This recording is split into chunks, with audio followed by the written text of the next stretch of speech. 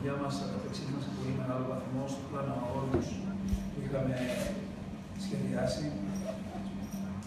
Κλείσαμε τους χώρους, είχαμε καλή συνοχή, προσπαθήσαμε στην επιθετική μετάβαση να απειλήσουμε.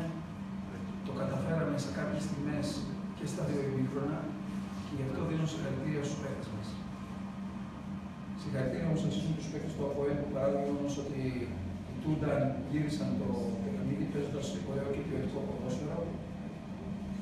Κρατάμε σαν θετικό το γεγονός ότι έχουμε ένα διεκδικήσιμο αποτέλεσμα που θα εξαρτήσουμε τις όποιες πιθανότητες έχουμε στο δεύτερο αγώνα την επόμενη εβδομάδα. Συνεχίζουμε τώρα την προσπάθειά μας από κάθε δίκη.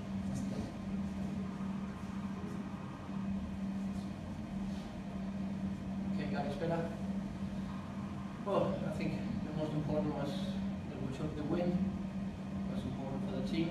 Νομίζω ότι το πιο σημαντικό ήταν που πήραμε την νίκη, ήταν σημαντικό για την ομάδα. We would have liked not to receive any goals.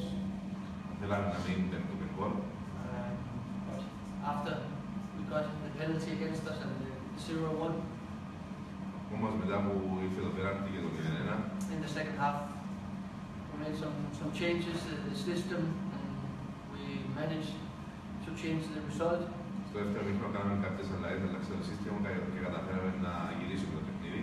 And this response is what I take with me for the next game.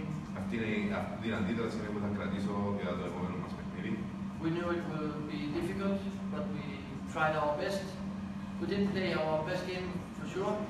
Ξέραμε ότι θα ήταν δύσκολο, προσπαθήσαμε για το καλύτερο. Σίγουρα δεν είχαμε και την καλύτερη εμφάνιση. As the coach said, Nea Samina played a very good game.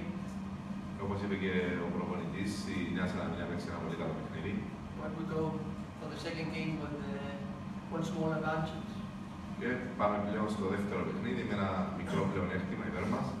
My worry is the players who got injured in the game. Η ανησυχία μου είναι οι ποδοσφαιριστές που τραυματίστηκαν στο παιχνίδι. We'll see what will come out.